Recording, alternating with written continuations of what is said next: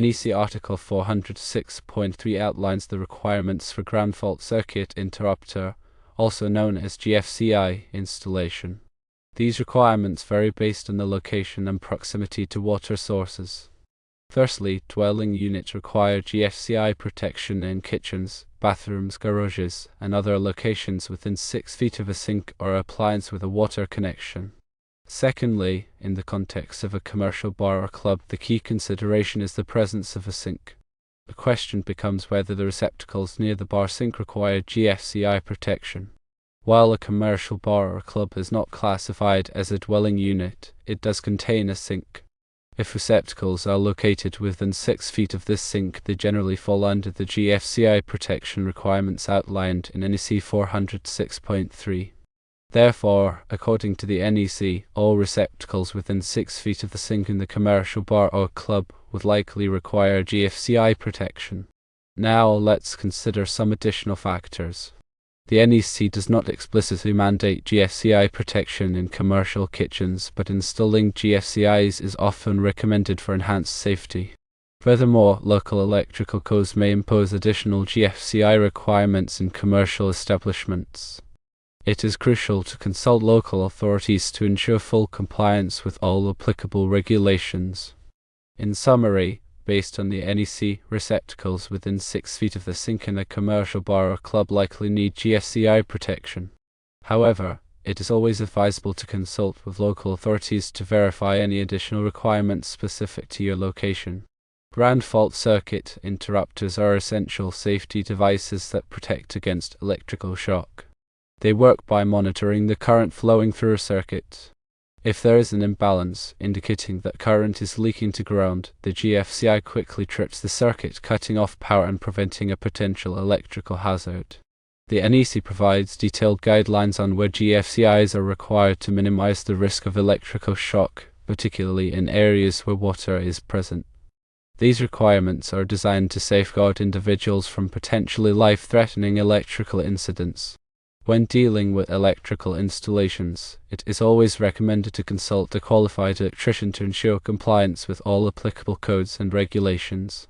An electrician can assess the specific situation, provide expert advice, and perform the installation correctly, ensuring the safety of the occupants and the proper functioning of the electrical system.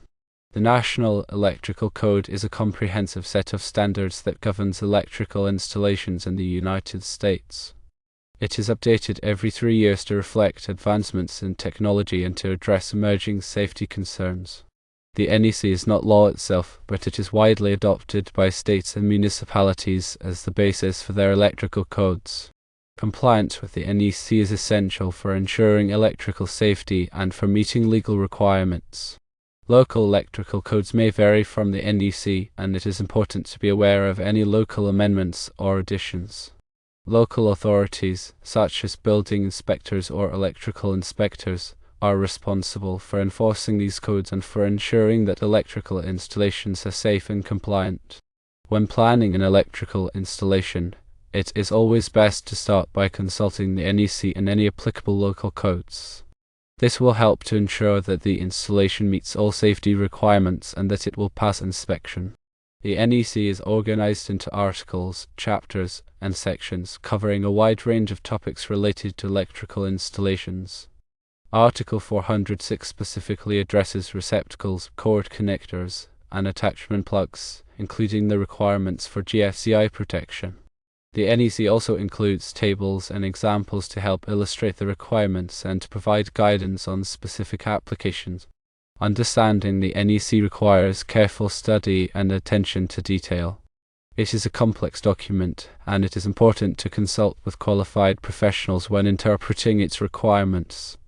Electricians, electrical engineers, and electrical inspectors are all valuable resources for understanding and applying the NEC. In addition to GFCIs, other safety devices are commonly used in electrical installations, such as arc fault circuit interrupters, also known as ASIs. ASIs protect against electrical fires caused by arcing faults, which can occur when damaged or worn wiring creates a spark. ASIs are typically required in dwelling units, particularly in bedrooms and living areas. Smoke detectors are another essential safety device that should be installed in all buildings. Smoke detectors provide early warning of a fire, giving occupants time to escape safely. Carbon monoxide detectors are also important, particularly in buildings with fuel-burning appliances, such as furnaces or water heaters. Carbon monoxide is a colorless, odorless gas that can be deadly. Regular maintenance of electrical systems is crucial for ensuring safety and preventing problems. This includes inspecting wiring, tightening connections, and replacing worn or damaged components. It is also important to avoid overloading circuits, which can lead to overheating and potential fire hazards. When working with electricity, it is essential to follow safe work practices. This includes wearing appropriate personal protective equipment, such as insulated gloves and safety glasses. It is also important to de-energize circuits before working on them and to use lockout-tagout procedures to prevent accidental energization. Electricity is a powerful and potentially dangerous force. By following safe practices and adhering to electrical codes, it is possible to minimize the risks and to ensure the safety of people and property. The information provided here is for general guidance only and should not be considered a substitute for professional advice. Always consult with qualified professionals for specific applications.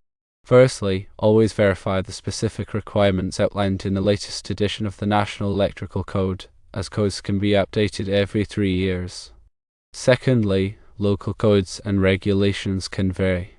Consult with your local authorities, such as building inspectors or electrical inspectors, to ensure compliance with all applicable requirements.